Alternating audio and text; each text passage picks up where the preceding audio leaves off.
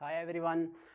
Last time हमने जो है स्टार्ट किया था चैप्टर फर्स्ट ईयर का जो है बायो एनर्जेटिक में डेफिनेटली हमने फोटोसिंथेसिस का अमल पढ़ा। फिर फोटोसिंथेसिस के बाद जो एनर्जी है कहाँ पे ट्रांसफ़र हुआ, उसके बाद हमें लास्ट जो प्रोडक्ट फोटोसिंथेसिस में मिला वो था ग्लूकोज। ग्लूकोज डेफिनेटली फिर उसके बाद डेफिनेटली प्लांट्स खुद भी इस्तेमाल करते हैं अपने ग्रोथ एंड डेवलपमेंट के लिए। जो है इसके अलावा एनिमल्स है, फंजाई और इसके अलावा प्रोटोजन, जितने भी एनिमल्स हैं वो जो है इसको इस्तेमाल करते हैं। तो ग्लूकोज जब उन लिविंग ऑर्गेनिज्म में टूट जाता है उस प्रोसेस को कहते हैं ग्लाइकोलाइसिस। तो ग्लाइकोलाइसिस का जो अमल है वो डेफिनेटली हमने क्या किया था, पढ़ लिया था। ग्लाइकोलाइसिस एनिमल में डेफिनेटली उसके सेल के अंदर साइटोप्लाज्म में हुआ था। फिर उसके बाद जो लास्ट प्रोडक्ट हमें डेफिनेटली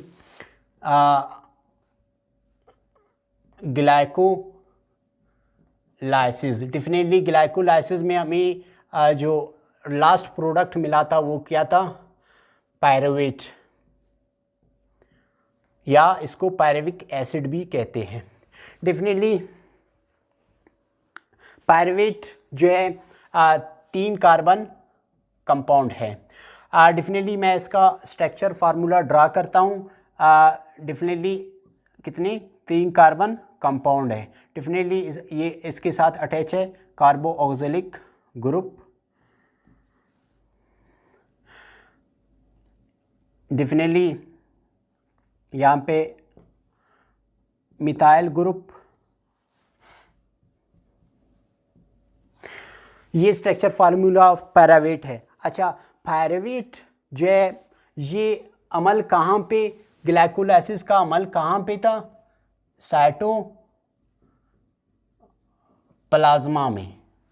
जितने भी लिविंग ऑर्गेनिज्म उसके साइटोप्लाज्मा में जो है ग्लाइकोलाइसिस का अमल होता था।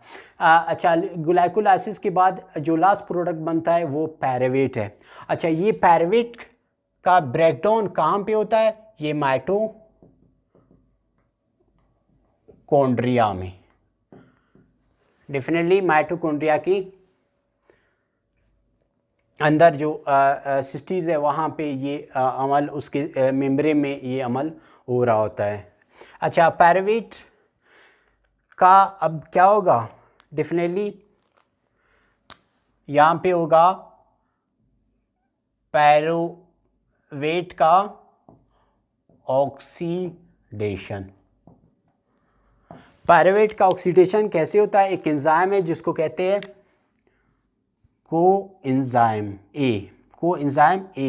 ये क्या करता है, इसके साथ रिएक्ट करता है। रिएक्ट करने के बाद डेफिनेटली इसमें से ये 2 ऑक्सीजन और 1 कार्बन निकल जाता है कार्बन डाइऑक्साइड की शक्ल में, और डेफिनेटली ये हाइड्रोजन भी निकल जाता है। डेफिनेटली हाइड्रोजन NAD के साथ मिलकर बनाता है NADH। निकोटीन अमाइड डाइन्यूक्लियोसाइड के साथ मिलकर ये NADH बनाता है। तो उसके बाद हमें जो प्रोडक्ट मिल जाता है वो क्या होता है, को-ए मिथाइल ग्रुप। ये क्या है, इस कंपाउंड को अब हम कहेंगे एसिटाइल को-ए। एसिटाइल को-ए, ये जो हमें प्रोडक्ट मिल गया किसमें, पायरुवेट के ऑक्सीडेशन के बाद। फिर उसके बाद एसिटाइल, डेफिनेटली एसिटाइल को-ए का ऑक्सीडेशन होगा। क्या होगा, ऑक्सीडेशन होगा। ये कहाँ पे होगा, डेफिनेटली ये क्रिब्स साइकिल में ये अमल होगा। अच्छा, क्रिब्स साइकिल को सबसे पहले सर एनस क्रिब्स ने डिस्कवर किया था, और ये कब किया था, 1930 में।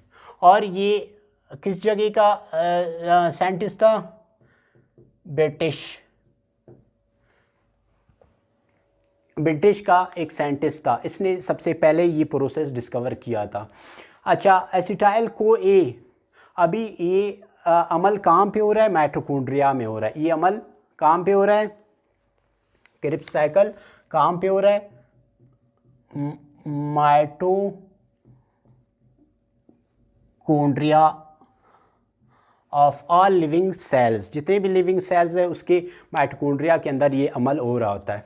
डेफिनेटली यहाँ पे एसिटाइल को ए ये रिएक्ट करता है the enzyme called citrate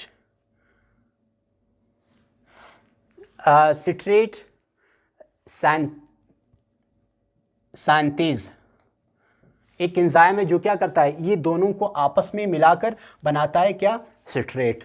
definitely citrate फिर एक और एंजाइम है जिसको हम कहते हैं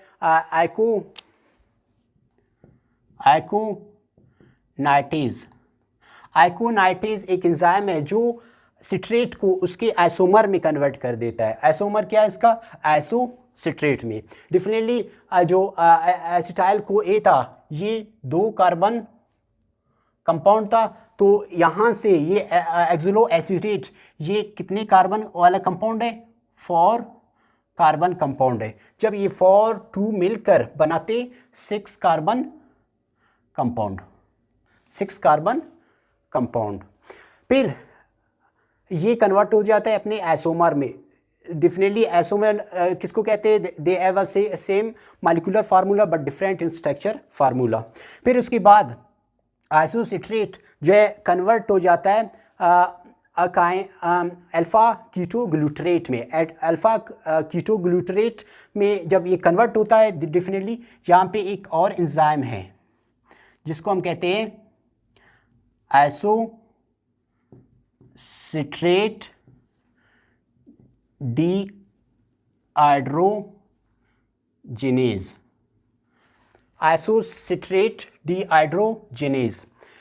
ये एंजाइम क्या करता है? आइसोसिट्रेट को कन्वर्ट कर देता है अल्फा कीटोग्लूटरेट। डेफिनेटली इसमें से एक हाइड्रोजन निकल जाता है और NADH के साथ मिलकर NAD के साथ मिलकर NADH बनाता है, और इसके साथ साथ एक कार्बन डाइऑक्साइड यहाँ पे रिलीज हो रही है। ठीक है, इसलिए इसमें जो लफ्ज़ इस्तेमाल हुआ है इस एंजाइम में डीहाइड्रोजिनेज का मतलब है हाइड्रोजन यहाँ से निकल जाता है तो बन जाता है NADH।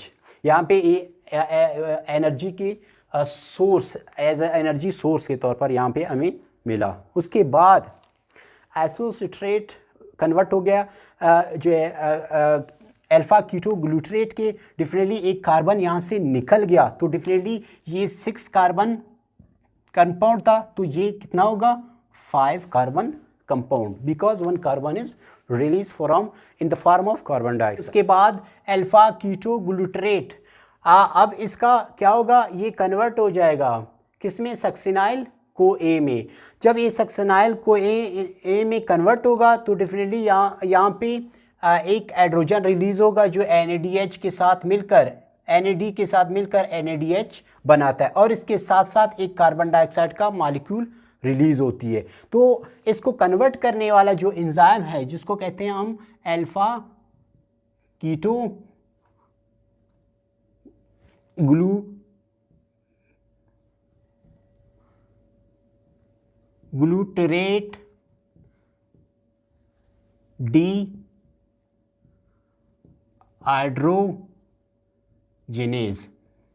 ये एंजाइम है जो क्या करेगा? डेफिनेटली अल्फ़ा कीटोग्लूटरेट को कन्वर्ट करेगा सक्सिनाइल को ए में, और इसके नतीजे में एक हाइड्रोजन रिलीज़ होगा, इसलिए इसको हम कहते हैं डीहाइड्रोजिनेज। जो हाइड्रोजन को रिलीज़ करेगा और इसके साथ साथ एक कार्बन डाइऑक्साइड रिलीज़ होगा। डेफिनेटली एक अल्फ़ा कीटोग्लूटरेट 5 कार्बन कंपाउंड था, जब एक और कार्बन रिलीज़ होगा तो डेफिनेटली सक्सिनाइल को एक कितनी कार्बन वाला कंपाउंड होगा? Definitely carbon containing compound. उसके साथ साथ यहाँ पे को एंजाइम भी क्या हो रहा है? ऐड हो रहा है, इसलिए इसको हम कहेंगे सक्सिनाइल को ए। उसके बाद सक्सिनाइल को ए कन्वर्ट हो जाएगा किस में, सक्सिनेट में। सिर्फ क्या होगा इसमें से, डेफिनेटली को एंजाइम ए निकल जाएगा और इसके नतीजे में डेफिनेटली यहाँ पे क्या खारिज होगा, यहाँ पे खारिज होगा GAT,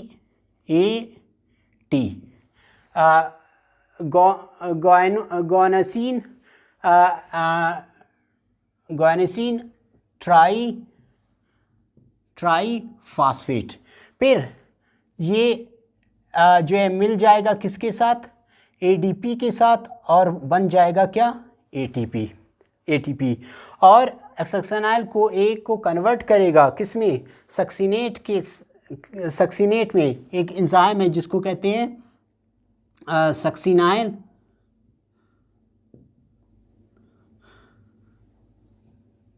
को ए सैंथेज। ये एंजाइम क्या करेगा, सक्सिनाइल को ए को कन्वर्ट करेगा सक्सिनेट में, और इसके नतीजे में क्या हो रहा है, GTA ग्वानिसिन ट्राईफॉस्फेट, यानी ग्वानिन भी 2 रिंग स्ट्रक्चर है और एडेनिन का भी 2 रिंग स्ट्रक्चर, इसलिए ये ज़्यादा यूटिलाइज नहीं होता सेल के अंदर। ATP सबसे ज़्यादा यूटिलाइज होता है, तो इसलिए इसको कन्वर्ट होना पड़ता है। अदरवाइज़ देखा जाए तो ग्लूकोज भी हमारे सेल के अंदर मौजूद है, लेकिन हमें एनर्जी नहीं दे सकता जब तक उसको ATP में कन्वर्ट ना किया जाए। जैसे कि फॉर एग्ज़ाम्पल जैसे पानी ही प्यास बुझा सकता है ना, आप जितना भी मशरूब इस्तेमाल करें आपको पानी की जगह नहीं ले सकता। तो बिल्कुल इसी तरह इसको ATP में कन्वर्ट करेगा, फिर जाकर सेल में इस्तेमाल होगा। उसके बाद सक्सिनेट कन्वर्ट हो जाएगा फ्यूमरेट में। डेफिनेटली फ्यूमरेट में कन्वर्ट होगा तो डेफिनेटली इसके नतीजे में क्या होगा, एक एड्रोजन रिलीज़ हो रहा है। तो एड्रोजन रिलीज़ होगा तो हम कहेंगे कौन सा एंजाइम इस्तेमाल होगा यहाँ पे, सक्सिनेट डीहाइड्रोजिनेज।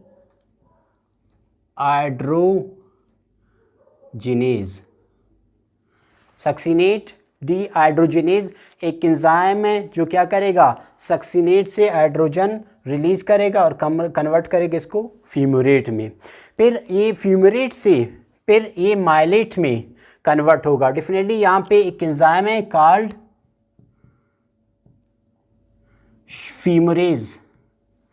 फ्यूमरेज एंजाइम है जो क्या करेगा, फ्यूमरेट को कन्वर्ट करेगा माइलेट में। फिर माइलेट से डेफिनेटली ये कितने कार्बन कंपाउंड था, डेफिनेटली 4 कार्बन कंपाउंड, ये भी 4 कार्बन कंपाउंड, डेफिनेटली ये भी 4 कार्बन कंपाउंड। फिर ये इसमें से एक और हाइड्रोजन माइलेज डेफिनेटली कन्वर्ट हो जाएगा किसमें, ऑक्सिलो एसीटेट। ऑक्सिलो एसीटेट में डेफिनेटली इसमें जो एंजाइम इस्तेमाल होगा माइलेज डीहाइड्रोजिनेज, एक एंजाइम है जो क्या करेगा, माइलेट को कन्वर्ट करेगा ऑक्सिलो एसीटेट के साथ। अभी यहाँ पे जो है ऑक्सिलो एसीटेट वापस साइकिल में चला जाएगा और इसी तरह ये क्या करेगा, जो एसिटाइल को ए का कन्वर्ट करता जाएगा और उससे जो ग्लाइकोलाइसिस में हमें पायरुवेट मिला तो डेफिनेटली पायरुवेट के 2 मॉलिक्यूल थे, तो डेफिनेटली यहाँ पे एसिटाइल के भी 2 मॉलिक्यूल है, डेफिनेटली 2 मॉलिक्यूल है। ये दूसरा साइकिल क्या करेगा, मुकम्मल करेगा। तो डेफिनेटली ये इस साइकिल में आने का क्या मकसद है, इसमें सिर्फ और सिर्फ इस आने का मकसद क्या है, हमें क्या चाहिए, डेफिनेटली हमें NADH चाहिए,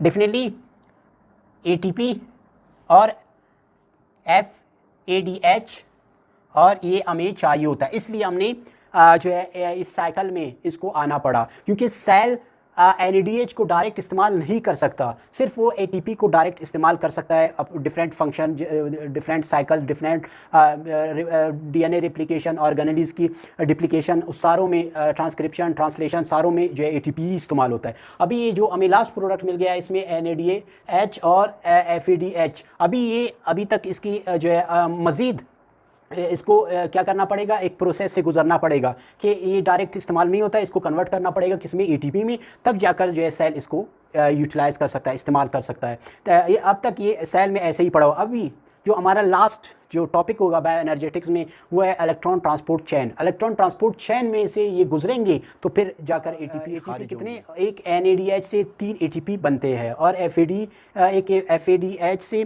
2 एटीपीज रिलीज़ होती है, तब जाकर इसको सेल इस्तेमाल कर सकता है। अब ये क्रिप्स साइकिल में इस एसिटाइल पायरुवेट को क्यों गुजरना पड़ा, एसिटाइल को क्यों गुजरना पड़ा, सिर्फ और सिर्फ इससे जो एनर्जी था जो फोटोसिंथेसिस से जो है आकर ग्लूकोज की फॉर्म में, फिर ग्लूकोज का ग्लाइकोलाइसिस होने के बाद जो हमें मिल गया था पायरुवेट, फिर पायरुवेट को भी गुजरना था एसिटाइल में कन्वर्ट, इसका ऑक्सीडेशन होना था, फिर उसके बाद एसिटाइल कोए में कन्वर्ट होना था, फिर एसिटाइल से फिर इस क्रिप्स साइकिल में गुजरना था और सिर्फ इससे एनर्जी निकालना था। और ये एनर्जी फिर भी अभी भी ये यूटिलाइज़ नहीं हो सकती सेल के अंदर, इसको कन्वर्ट करना पड़ेगा और ये अभी इलेक्ट्रॉन ट्रांसपोर्ट चेन से गुजरेगा, तब जाकर ये हमें एटीपी मिलेगा। थैंक